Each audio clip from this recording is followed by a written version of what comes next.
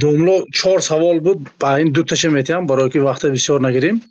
مسئله اداره حاجی گفتن مثلا حاجی فلانی حاجی ها بسیار همه واضح شدگی ها الحمدلله منم حج رفته اومدم و همین چیز بسیاری ها من چی موندم زپرت موندم که نگویدم گفته بعضی همین خانگی ها گفتن که این کبر نشود با من گفتم خیلی نمیفورد همین چی من حاجی گفتن بعد شنیدیم که با یک آدم مثلا نامش گرفته هم تو گفتن من نام نگیر من حاجی گفته گفتن مثلا هم یک دو چی میکردید روشنی مینداخت 5 رکن اسلام است. یکم شهادتین، دومش نماز، روزه، زکات، روزه، حج.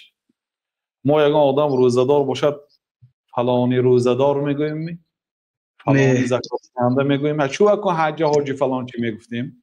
این سالهای 700 پیدا شد. سالهای 700 هجری، یعنی بعد 700 سال اسلام این عجم ها پیدا کردن.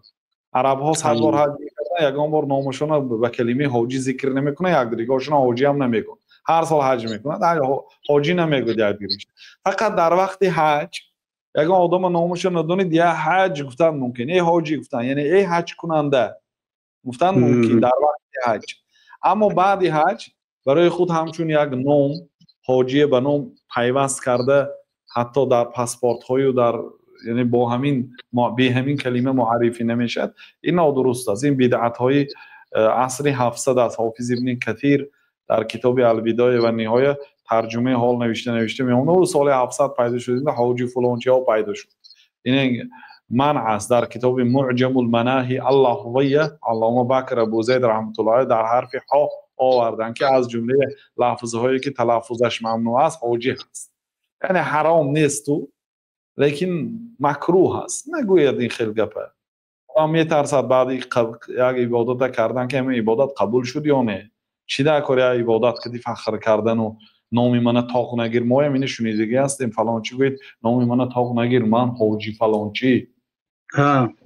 نه این کارا نادرست است. و حج قبول شد نه چی کار میکنی با خودت به اون لقب مونده درست نیست. یگان کسی حاجی هم نگویتونو یعنی حاجی نگوید شما خفه هم نشویتون. من شده است که می حاجی گوید خرسام میشد مجبور حاجی فلان چی میگوید لیکن اصل شرعی نداره. درجه در قبرستان هم سنگ مرمر با حاجی فلانی نوشته مونده نه. آدم باید